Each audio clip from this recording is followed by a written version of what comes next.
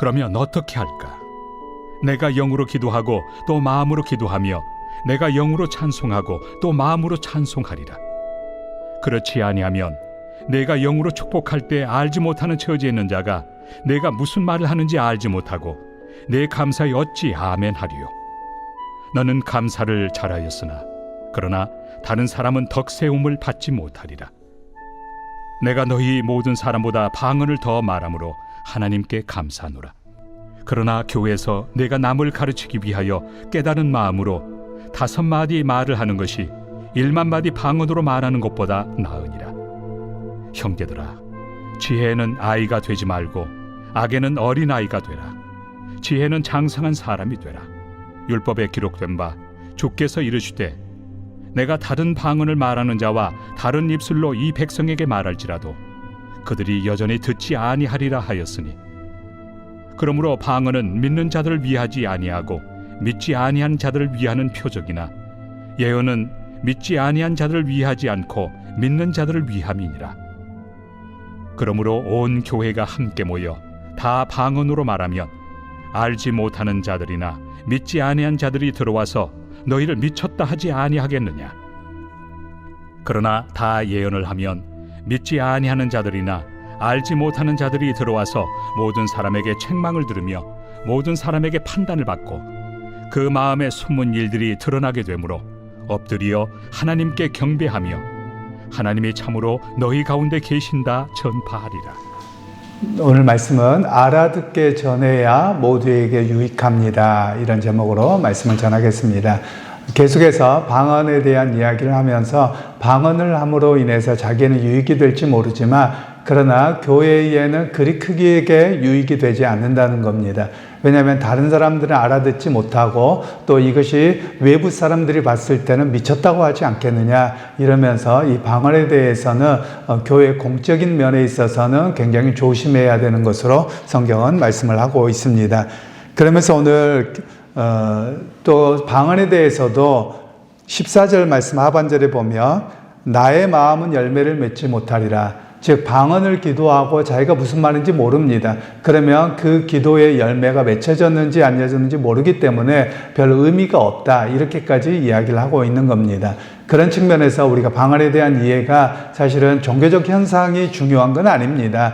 왜 그러냐면 더 중요한 것은 그것을 통해서 그리스도를 고백하고 하나님의 백성을 어떻게 살아가느냐 이것이 더 중요한데 이 고린도 교회는 이런 나타난 현상에만 집중했던 겁니다. 그래서 오늘 우리가 잘 기억해야 될 일이 있습니다. 수많은 그 종교적인 현상은 나타납니다. 그러나 그것이 신앙의 핵심은 아니고 오히려 그것을 통해서 그리스도를 고백하고 하나님의 복음의 역사를 위해서 헌신하는 일이 더 중요하다. 이렇게 계속되게 말씀하고 있는 부분입니다. 그러면서 신앙에 대한 이야기를 하면서 기독교의 신앙은 어떤 신앙이냐? 맹목적인 황홀경에 빠지는 것이 신앙이 아니라는 겁니다. 오히려 기독교 신앙은 이런 신비적인 현상도 있지만 더 중요하게 이야기하는 것은 지성입니다. 지성으로서 어떻게 이것을 이해하고 결단하고 살아가느냐, 그리고 말씀을 이해하느냐, 이게 더 중요한 부분입니다. 물론 이런 신비한 체험에 이것을 부인하지 않습니다. 그러나 여기에만 머물러 있는 것이 문제라고 이야기를 할 수 있습니다. 우리 한국교회도 7, 80년대, 90년대까지만 하더라도 많은 사람들이 기도원을 중심으로 해서 이런 신비한 체험에만 머물러 있는 그런 신앙이 의외로 많았습니다. 그러니까 이런 신앙들은 다 뭐가 되냐면 자기 자랑이 됩니다. 내가 남보다 뛰어나다, 또는 내가 이런 신비한 경험을 했다. 그러면 저는 항상 이 이야기를 하죠. 좋은 은사를 받았지만 그런데 그걸 통해서 당신의 삶이 어떻게 변화되었습니까?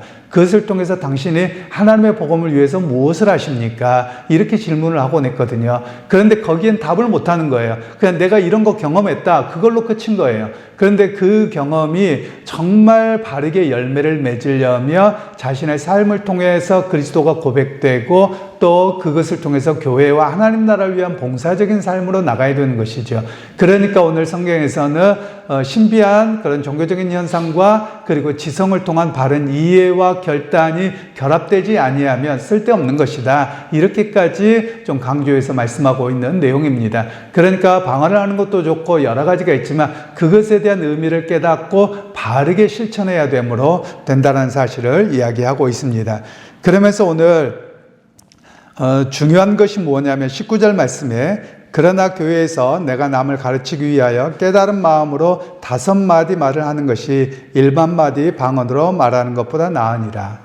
그러니까 다른 사람에게 알아듣게 말씀을 가르치고 하는 것이 더 중요한 거지, 방언을 1만마디 한다고 해도 남도 모르고 자기도 모르고 그게 무슨 소용이 있느냐, 이렇게까지 이야기를 하는 겁니다. 물론 이 고린도 교회가 굉장히 그 여러 가지의 문제들을 다 안고 있습니다만 자기들이 가지고 있는 은사들을 중심으로 해서 사람들이 그룹을 짓고 파당을 만들고 그렇게 끊임없이 갈등이 있었던 모습이거든요. 그런 모습에 대해서 이야기를 합니다.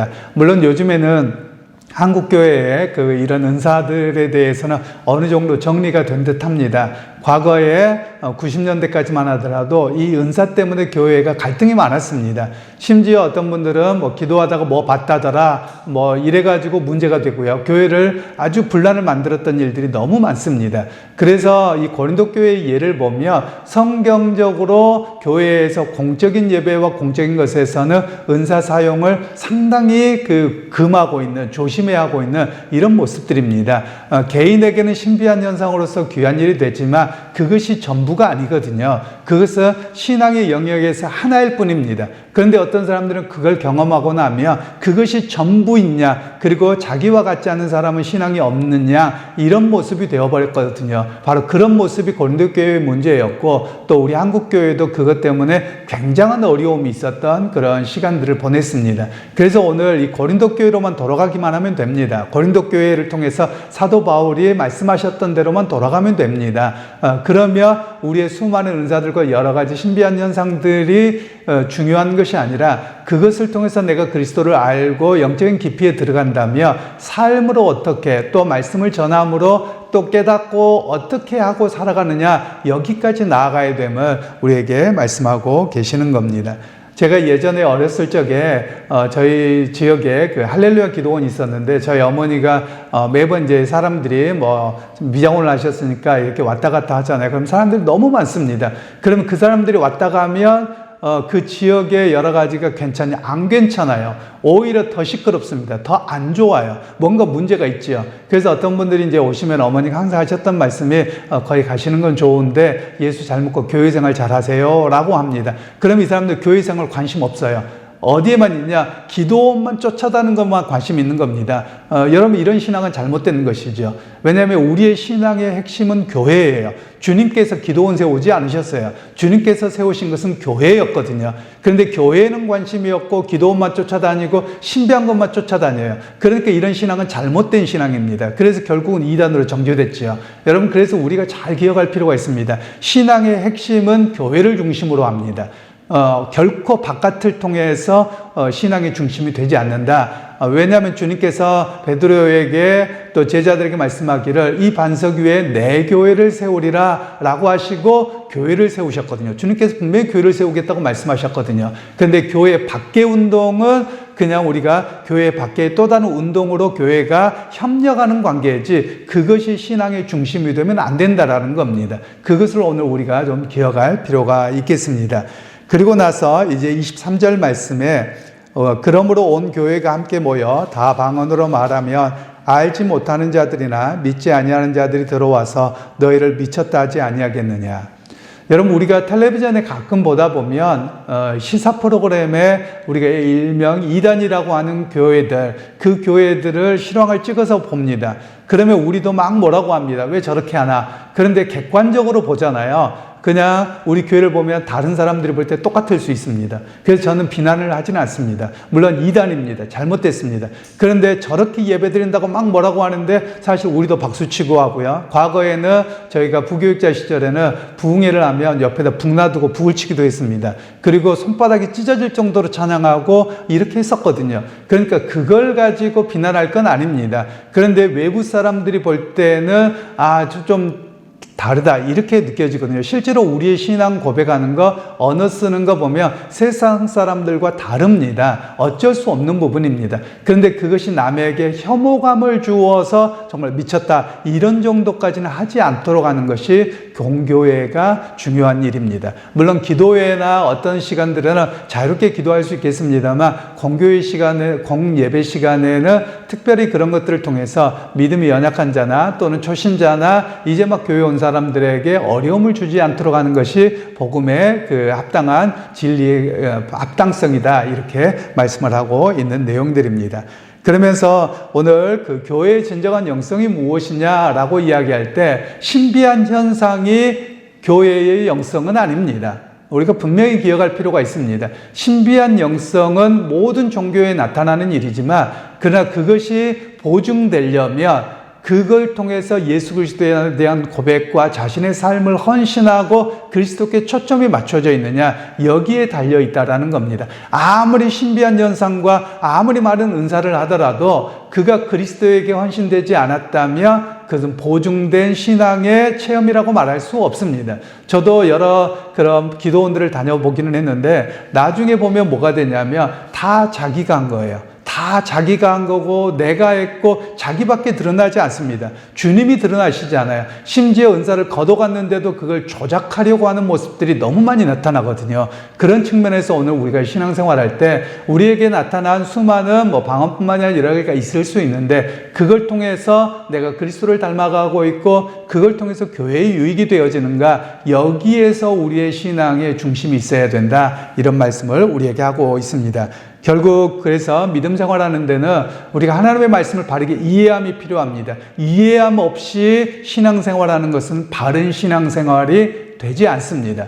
그리고 이 하나님의 말씀을 바르게 이해하고 깨닫고 그것이 내게 어떤 경험들이 되어질 때 인격적인 주님으로 만납니다. 사실 우리 한국교회가 주님을 인격적으로 만났습니까? 라고 하면 좀 잘못된 방향으로 갑니다. 대부분이 인격적으로 만났습니까? 라고 이야기하면 기도원에 가서 기도하다가 뭐 했어요? 아니 이렇게 특별한 경험했어요. 이걸 인격적인 만남으로 이야기합니다. 이건 인격적인 만남이 아니고 그냥 신비한 체험일 뿐입니다. 인격적인 만남은 말씀을 듣고 배우고 깨달음을 통해서 또는 예배를 통해서 야 그분이 정말 나의 주님이시고 내 인생의 모든 걸 걸 수 있는 그런 분이구나. 이걸 인격적인 만남이라고 합니다. 그런데 우리는 인격적인 만남이라는 말을 자꾸 신비한 현상으로만 가버리는 겁니다. 그러니까 한국 교회가 당신 예수 만났습니까? 그러면 언제요? 기도하다가 어디에서요? 무슨 불 받았어요? 맨날 이런 쪽으로만 가거든요. 그러나 이것은 신비한 자기 개인의 독특한 체험일 수는 있습니다. 그러나 이 체험이 인격적인 주님의 만남이냐? 그건 아닙니다. 우리가 잘 기억하실 필요가 있습니다. 인격적인 만남이라는 것은 내 일생일대에 정말 몇 번 없습니다. 그 일생일대에 그리스도께로 향하는 내 삶의 방향을 정하고 내가 그분의 말씀을 온전히 받아들이는 것 이것을 인격적인 만남이라고 이야기합니다. 그래서 여러분 오늘 말씀을 사도 바울이 계속 강조하고 있는 것은 분명히 은사들에 대해서 없애야 된다 이렇게 이야기하는 게 아니라 은사가 바르게 사용되어지지 않을 때 문제가 있고 그리고 은사에 대해서는 여러 가지가 말씀을 기준으로 해서 깨달음과 그리스도께로 헌신으로 나가지 아니하면 이것은 큰 유익이 되지 아니하고 심지어 이것은 오히려 세상 사람들에게도 미쳤다는 소식을 들을 수 있는 이야기다. 그래서 오히려 말씀을 중심으로 해서 이 은사와 여러 가지를 교회의 유익을 위해서 잘 사용해야 된다. 이렇게 말씀하고 있는 겁니다. 그러니까 여러분 말씀을 더 아는 일에 더 배우는 일에 그리고 말씀을 깨닫는 일에 더 헌신하십시오. 그러할 때 우리에게 주신 은사도 더 풍성하게 이해가 되고 섬김으로 나아갈 것입니다. 그래서 교회들마다 또 우리 각자의 신앙들도 주님께로 더 깊이 있는 믿음의 삶이 되기를 주님의 이름으로 축원합니다. 하나님, 오늘도 주님께서 바울을 통해서 은사에 대한 바른 이해를 갖게 하셨고 또 우리로 하여금 그리스도를 알아가고 고백되어지고 또 그렇게 삶을 살아가야 될 그 지성적인 의미가 얼마나 강한지 말씀하셨습니다. 하나님, 우리가 주님을 바르게 알아가게 하시고 또 그리스도를 닮아가게 하시고 또 우리에게 때로는 이것저것으로 달란트로 또는 은사로 경험하게 하셨을 때 그 은사와 수많은 것들을 통해서 하나님의 영광을 드러내는 우리의 모습이 되게 하옵소서. 예수님의 이름으로 기도하옵나이다. 아멘.